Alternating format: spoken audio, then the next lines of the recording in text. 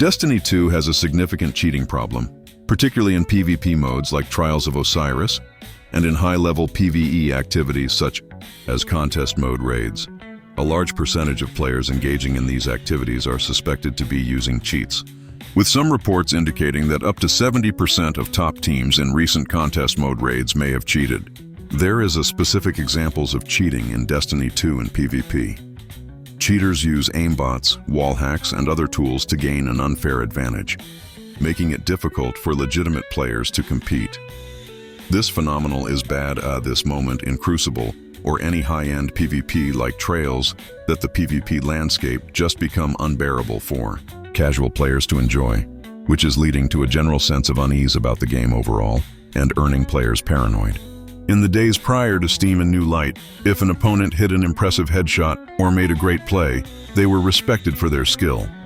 Trials of the Nine and Trials of Osiris in Destiny 1 became a spectator sport, as viewers saw the top Destiny 2 players show off their skill. It's part of the reason that so many were desperate to see Trials return to D2 in its original form, to experience high-intensity games where skill gave anyone a chance at winning.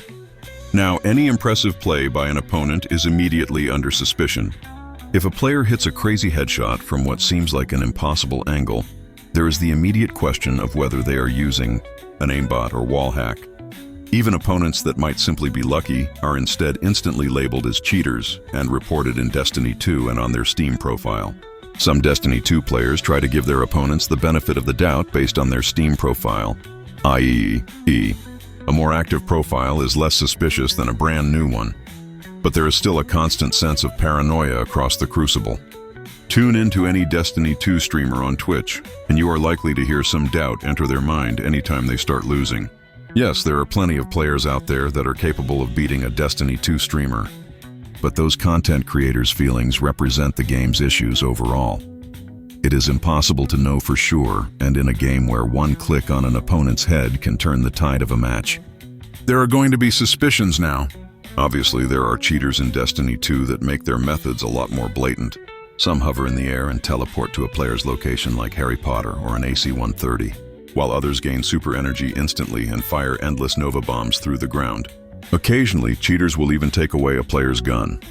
Those are the players that make the regular folks quit Destiny 2 and move on, but they at least are obvious.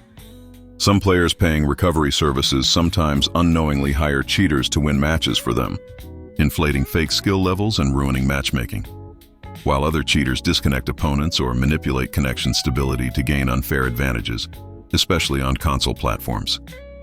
It is a fact that in Destiny 2, especially in high-stakes modes like Trials of Osiris, is deeply affected by cheaters.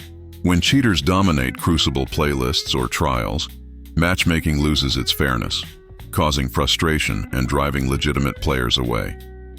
But for the longest time, this problem was only in majority within the Destiny PvO landscape. But recently, we've been having an increase in PvE high-end activities as well. Cheaters PvE exploit game mechanics and use third-party tools to bypass boss encounters, skip entire sections of raids, and gain rewards they haven't earned. In events like contest mode raids, cheaters can complete challenges and obtain rewards before legitimate players, creating a negative experience for the community. Some players even pay cheaters for carries through activities, further contributing to the cheating problem and potentially jeopardizing their own accounts. But can Bungie actually fix this? What is truly causing problems for Destiny 2 in the Crucible are the aimbotters or wall hackers that only use it to gain a slight advantage. It's just enough to get a win, but not blatant enough for everyone to take notice. Most will simply think that their opponent is really good at sniping or got lucky. But eventually, after a few too many accurate headshots in a row, the doubt starts to creep in.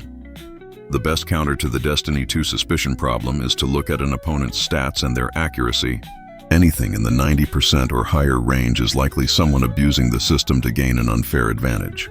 It might not be as bad as the Curse of Osiris days because cheating is less common and less possible on console. But this is also a problem that's going to be harder for Bungie to fix, because the developer doesn't want to be as transparent about its banning and anti-cheat measures. Many wonder if anything is actually being done to curb this type of behavior. PvE players have a pretty good sense of what needs to be done in order to bring them back. Better rewards, more content, challenging endgame. PvP players are having a hard time investing in the game at a time when they were supposed to be the focus.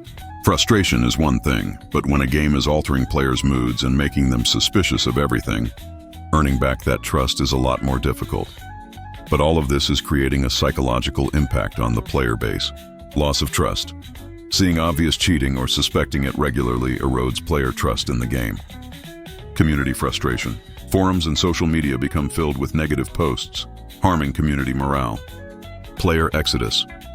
Many skilled or casual players stop engaging with certain activities or quit entirely because the fun is gone. Bungie has made efforts, e.g., anti-cheat via BattleEye, lawsuits against cheat developers. But cheaters adapt quickly, making detection a cat-and-mouse game. Crossplay expanded the reach of cheaters, especially from PC to console players. Account bans are often too slow or not permanent enough, allowing cheaters to return on new accounts. What can be done? Stronger real-time anti-cheat solutions, hardware bans, and better IP tracing. More transparency from Bungie on ban waves and detection improvements. Stricter penalties for account recoveries and boosting services. But what do you think should be done against cheater of any kind or form within Destiny? I'm your host Ash, and thank you for your time. For any more additional question, you can always reach me on the comments down below, on my Discord page, or during my live stream on Twitch.